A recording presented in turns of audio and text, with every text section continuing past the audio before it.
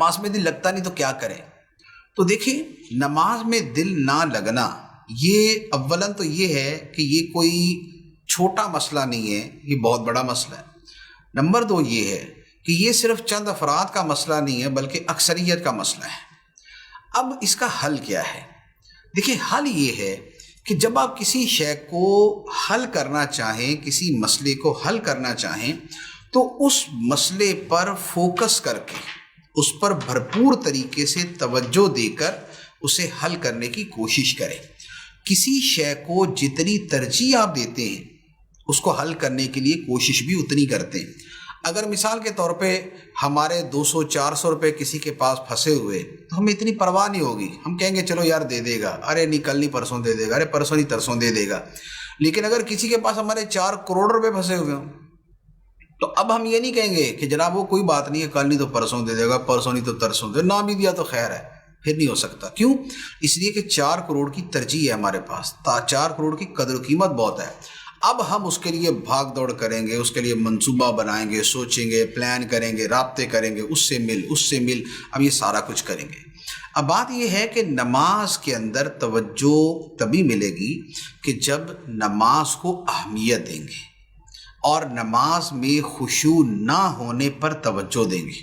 اب اس کے بعد یہ ہوگا کہ اب آپ اس ایک مسئلے کو لے کر یوں سمجھے کہ دنیا میں آپ کا ایک ہی کام ہے کہ آپ نے نماز توجہ سے پڑھنی، باقی سارے کاموں کو آپ لے جائیں سیکنڈ پرائرٹی کے اوپر، دوسری ترجیح کے اوپر۔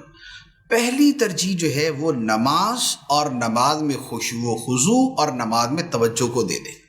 جب آپ اس طور پہ پڑھیں گے، اب آپ نے فجر پڑھی اور فجر اس تصور سے پڑھی کہ بھائی دنیا میں میرا کام فجر پڑھنا ہی ہے، میں دنیا میں فجر پڑھنے کے لیے آیا ہوں۔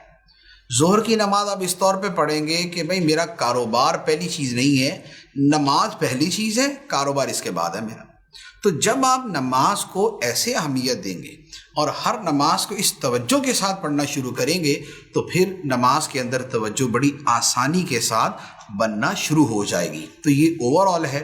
دوسرا پھر اس کے ساتھ اور بہت سارے طریقے علماء کرام صوفیہ عظام نے بیان فرمائے ہیں کہ نماز پڑھتے ہوئے جو الفاظ نماز ہے ان پر توجہ رکھیں، یا ان کے معانی یاد کر لیں اور ان کے معانی کو سوچیں، یا یہ ہے کہ یہ تصور کریں کہ میں خانہ کعبہ کے سامنے کھڑا ہو کے نماز پڑھ رہا ہوں تو اپنے دل و دماغ میں توجہ خانہ کعبہ کی طرف رکھیں۔ اور یہ بھی ہو سکتا ہے کہ بارگاہ الہی میں خود کو حاضر سمجھیں کہ میں خدا کو دیکھ رہا ہوں، اور یہ مشکل ہوتا ہے تو لہذا پھر یہ یقین رکھیں کہ خدا تو مجھے دیکھ رہا ہے۔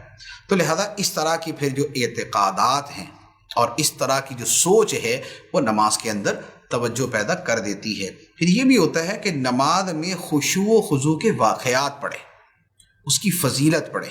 جیسے اس موضوع پر بہت ساری کتابیں ہیں، علامہ ابن رجب حنبلی کی کتاب ہے الخشوع فی الصلاۃ، اور اس کے علاوہ علماء نے کتابیں لکھی ہیں۔ اسی طرح فیضان نماز جو امیر اہل سنت کی کتاب ہے، اس میں بھی نماز کے خشوع و خضوع کے بارے میں کافی سارا مواد ہے۔ تو وہ جب آپ بار بار پڑھیں گے اور تھوڑا پڑھیں عمل کریں، تھوڑا پڑھیں عمل کریں، ایک ہی دن کے اندر سارا باب پڑھ دیا تو 4 دن شوق رہے گا، اس کے بعد ختم ہو جائے گا۔ تو تھوڑا تھوڑا پڑھتے رہیں، عمل کرتے رہیں، تو انشاءاللہ اس سے خشوع و خضوع کی عادت بنتی رہے گی۔